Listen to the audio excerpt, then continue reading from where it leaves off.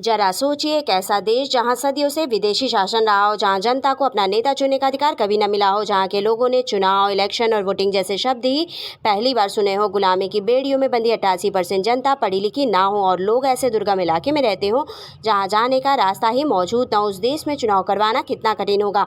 ये कोई ख्याली कहानी नहीं है, बल्कि आज़ाद भारत के पहले चुनाव की सच्चाई है। 15 अगस्त 1947 का दिन भारत के इतिहास का वो ऐतिहासिक दिन था जब देश को आज़ादी मिली। तब ये तय हो चुका था कि भारत एक लोकतांत्रिक देश बनेगा और यहाँ की जनता को अपना सरकार चुनने का पूरा अधिकार मिलेगा। लेकिन भारत को अपना पहला चुनाव करवाने में पूरे 5 साल लग गए। तब तक अंतरिम सरकार ने देश की कमान संभाली, जिसमें पंडित जवाहरलाल नेहरू प्रधानमंत्री बने और गृह मंत्री बने सरदार वल्लभ भाई पटेल।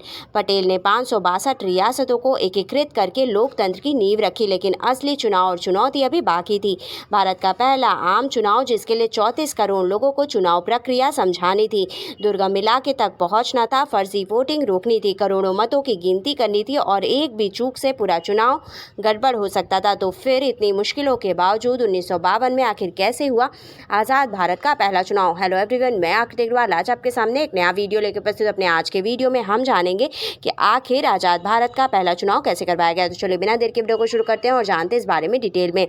24 नवंबर 1949 भारत के इतिहास का वो ऐतिहासिक दिन जब संविधान सभा में डॉक्टर भीमराव अंबेडकर द्वारा लिखे गए भारत के संविधान को अंगीकृत किया गया। ये दुनिया का सबसे बड़ा लिखित संविधान था, जो आज 78 साल बाद भी 150 करोड़ की आबादी वाले देश को चला रहा है। लेकिन इस वक्त देश में जनसंख्या थी 34 करोड़, जिनमें पहला चुनाव करवाना कोई आसान काम नहीं था। और इस वक्त भारत के आम चुनाव को लेकर ब्रिटेन के पूर्व प्रधानमंत्री चर्चिल ने कहा था कि भारत कभी भी लोकतांत्रिक देश बनकर अपने पैरों पर खड़ा नहीं हो पाएगा, जिसके लिए साल 1951 में देश का पहला लोकसभा चुनाव करवाने का फैसला किया गया। आपको बता दें कि इस समय में भारत की 88% आबादी अनपढ़ थी। अधिकतर लोगों को तो ये तक पता नहीं था कि चुनाव होते क्या हैं, वोट डालना कैसे होता है। लोकतंत्र का ये नया अध्याय लिखने के लिए भारत ने एक एक कदम उठाया, जिसमें सबसे पहला कदम था चुनाव को राजनीतिक दुनिया से दूर रख के बिल्कुल पारदर्शिता से करवाया जाए, जिसके लिए एक ऐसी सरकारी संस्था बनाने की जरूरत थी जो पूरी तरीके से इंडिपेंडेंट हो। और 25 जनवरी 1950 के दिन इलेक्शन कमीशन ऑफ इंडिया का गठन किया गया। 26 जनवरी के दिन देश के संविधान को लागू किया गया और डॉक्टर राजेंद्र प्रसाद देश के पहले राष्ट्रपति बने। अगले 3 महीनों तक विचार विमर्श के बाद मार्च 1950 में सरकार ने एक ऐसा फैसला किया जिसमें भारतीय लोकतंत्र को मजबूती मिली। जी हाँ, सरकार ने सुकुमार सेन को देश का पहला मुख्य चुनाव आयुक्त यानी कि चीफ इलेक्शन कमिश्नर के रूप में नियुक्त किया, जिसे लेकर कहा जाता था कि डॉक्टर भीमराव अम्बेडकर के बाद भारतीय राजनीति से जुड़े दूसरे सबसे ज़्यादा पढ़े लिखे व्यक्ति ये हुआ करते थे। वो मैथ्स और डेटा मैनेजमेंट में माहिर थे और उनके अंदर ईमानदारी कूट कूट कर भरी थी। सुकुमार सेन ने कोलकाता प्रेसिडेंसी कॉलेज और लंदन यूनिवर्सिटी से हायर एजुकेशन की डिग्री हासिल की थी।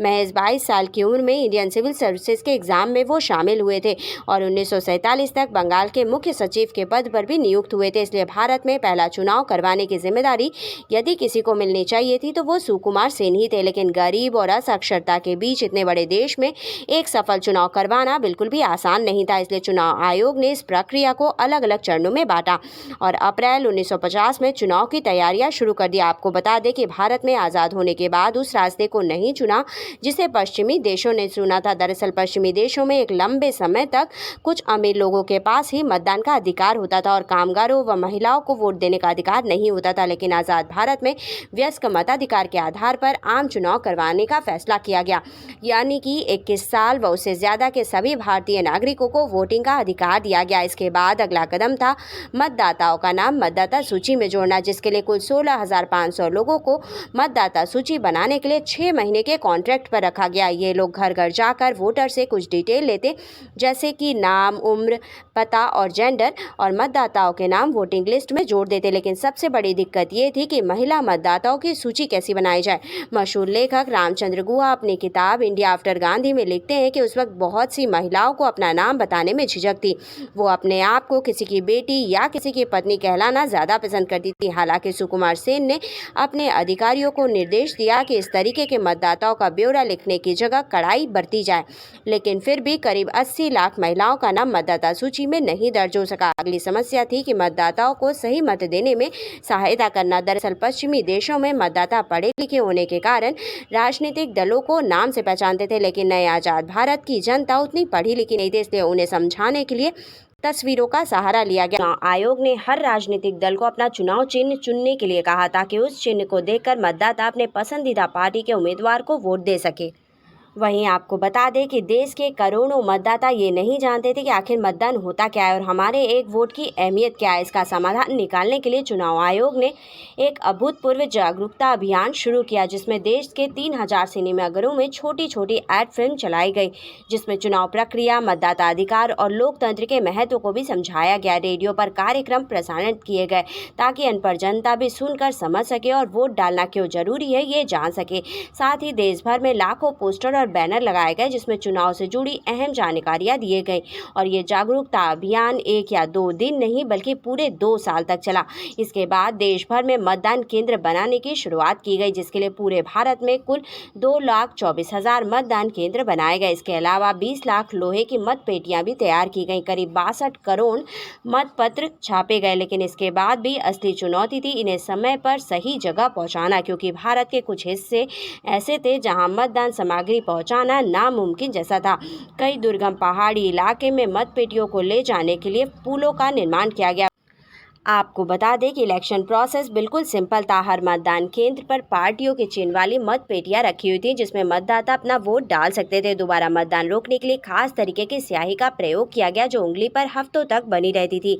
ये स्याही आज भी भारतीय चुनाव में इस्तेमाल की जाती है। लगभग 1.5 साल की तैयारी के बाद पहले आम चुनाव में पहला वोट 25 अक्टूबर 1951 को हिमाचल प्रदेश के चीनी तहसील में डाला गया, जबकि 21 फरवरी 1952 को आखिरी वोट पड़ा जिसमें लगभग 45.7% मतदाताओं ने हिस्सा लिया।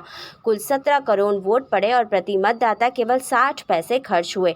आपको बता दें कि ये चुनाव 4 महीने तक चला, जिसमें लोकसभा की 489 सीटों पर राज्य विधानसभा की करीब 4500 सीटों के लिए मतदान किया गया। नतीजों में कांग्रेस ने लोकसभा की 489 में से 364 सीटें और राज्य की 3280 में से 2247 सीटें जीतकर सरकार बनाई।